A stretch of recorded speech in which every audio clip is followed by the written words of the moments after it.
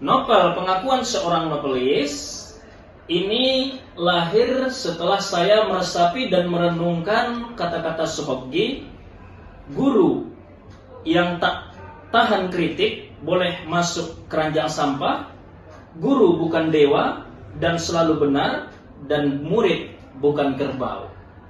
Apa bedanya dengan seorang mahasiswa dan profesor? Maka dari novel Pengakuan Seorang Novelis ini adalah bercerita tentang perseteruan mahasiswa dengan profesor. Tokoh utama bernama Asnul yang selalu berbenturan pendapat-pendapat mereka, argumen mereka dengan profesor. Dan profesor ini sudah mendapat nama sebagai guru besar di salah satu universitas. Si Asnul Hadi Sailendra dalam tokoh novel ini adalah seorang novelis yang terus bergiat. Dia sebagai penulis eksperimen yang mengirimkan naskahnya ke berbagai penerbit, dikirim, ditolak, dan sudah banyak mendapat penolakan naskah, sehingga ia merasa penolakan itu suatu kenikmatan tersendiri bagi dirinya sebagai seorang penulis.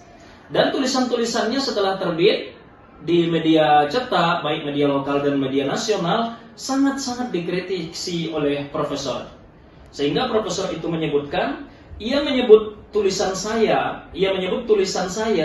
Asnul itu berkarakter secara lisan, tapi telah membunuh tulisan saya di atas kertas. Itu pengakuan daripada Asnul Hadi Sailendra. Kita bacakan, misalnya ada tertera di halaman 15. Diam-diam aku pernah mengagumi prof itu. Dengan diam-diam pula aku begitu membenci dan pura-pura menghormatinya. Sebelumnya aku sudah mempelajarinya dalam-dalam tentang kepribadiannya. Rasa-rasanya aku sudah tahu hal terpenting pada dirinya yang perlu aku runtuhkan. Aku harus menggigit karakternya dengan taringku sendiri. Aku tidak terlalu buru-buru memberi coretan pada wajahnya yang angkuh itu. Aku tidak bermaksud mengatakan tidak ada kebaikan di hatinya sama sekali. Nah, dan seterusnya, apakah ia seorang penulis puisi yang puitis? Apakah ia seorang novelis? Kalau tidak, lalu dia itu siapa?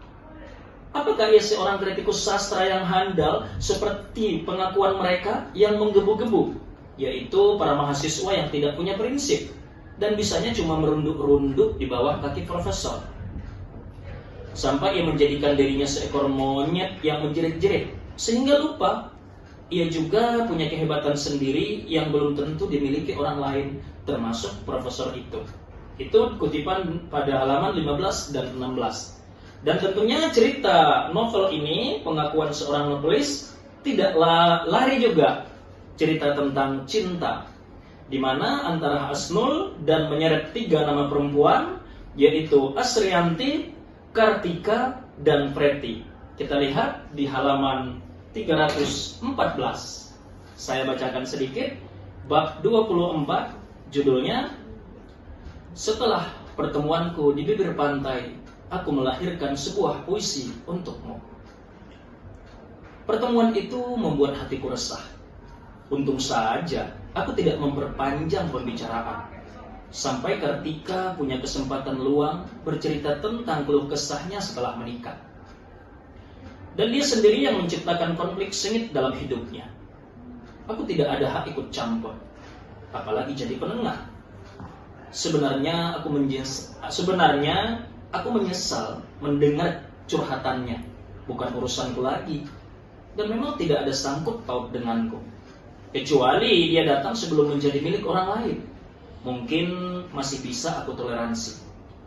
Dalam pertemuan itu juga Kartika punya kesempatan mendekatkan aku dengan Preti, berbicara luas tentang kebaikan perempuan itu. Apa tujuan Kartika menjodoh-jodohkan aku dengan perempuan itu? Pertanyaan masih bergelayut dalam benakku. Itu bab 24 di halaman 314. Jangan lupa miliki novel Pengakuan Seorang Novelis dengan harga Rp75.000 saja. Tebalnya sebanyak 322 halaman.